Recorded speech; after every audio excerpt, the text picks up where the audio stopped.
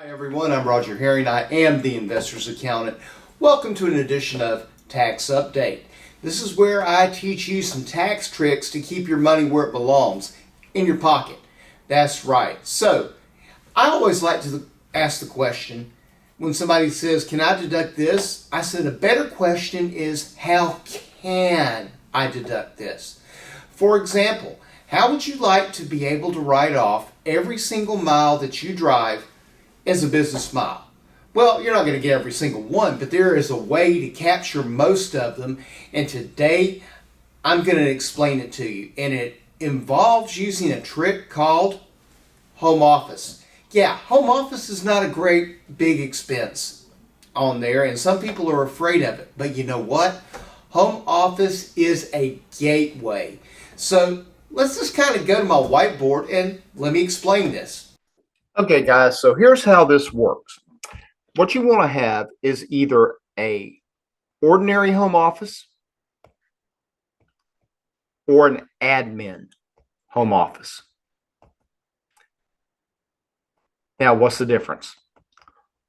An ordinary home office, it would be your normal place of work. An administrative home office, you have a separate place of business, which is your primary place of business, but you have an office in your home where you do things like check emails, administrative tasks, putting together presentations, all those things. I'm going to use myself as an example.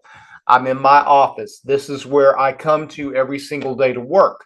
But at home, I also have a setup so I can work after hours or I can work in the mornings. I can put together presentations. I can take care of the business of my business and reserve all of my time here in my regular office for my clients. Now, I'm also going to make sure that I am taking this deduction. Now, remember, all of this matters because all of this is a gateway for mileage. If I've got an ordinary office, I'm going to use the traditional method.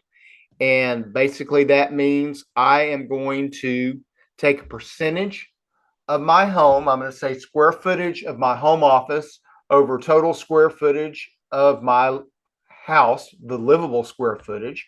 Or if it's an admin office, probably what I'm going to do is what is called the safe harbor method. And I'm going to take $5 per square foot up to a total of $1,500. Okay, I'm going to take those deductions either on my 1040, or if I've got an S Corp, I'm going to do an office reimbursement. That's going to qualify me to have a home office. Now, every day, my first stop,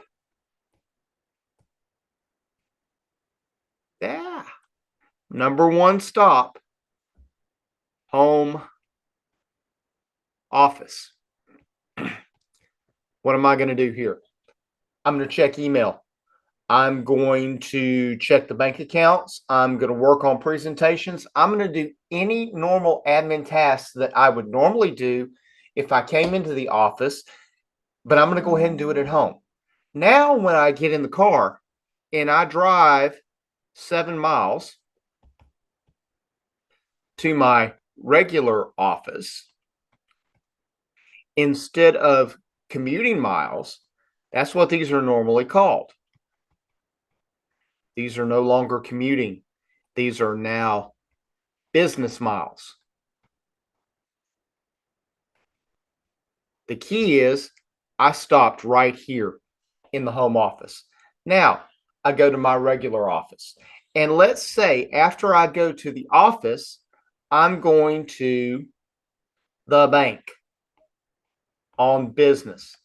And then I might go to a networking event. As long as a stop that I make is not, I say again, is not a personal stop. What would that be? Going to the grocery store, picking up the steaks for dinner. That's a personal stop. Going to the doctor. That's a personal stop. As long as I don't have any personal stops, I'm still on business time. My last thing of the day, I'm driving back home. Whereas my last stop, once again, in the home office. What am I going to do? Check my email, do whatever. As long as my first stop of the day is in my home office and my last stop of the day is in my home office, and nowhere in between do I have a personal stop, I have deductible miles. These are all business miles. Now, what happens if you started in your home office and then you drove to main office, and then you drove to a dentist appointment? These miles are business miles. These miles are personal, and they are non-deductible. So I drive from the dentist to Office Depot. I'm picking up supplies. This is now a business stop. I am now back on business miles as long as my next stop is a business stop, post office. And if I stop on the way home at the grocery store, this is now personal. So here's what we have: business to the office, personal to the dentist. This is still personal because I am leaving a business personal stop. I'm at the home Office Depot. Now I'm back on business miles to the post office. And once I leave the post office, because I stop at the grocery store, I'm on personal miles. And then if I go home, even if I stop in the home office, this is personal.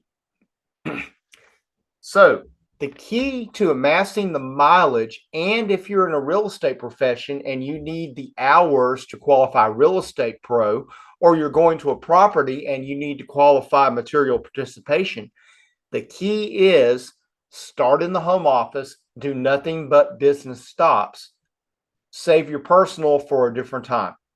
And all of this mileage is going to add up fast. So there you have it, guys. Everything you need to know to make your miles deductible. That home office is the gateway, and then maintain your logs. Until the next time, Roger out.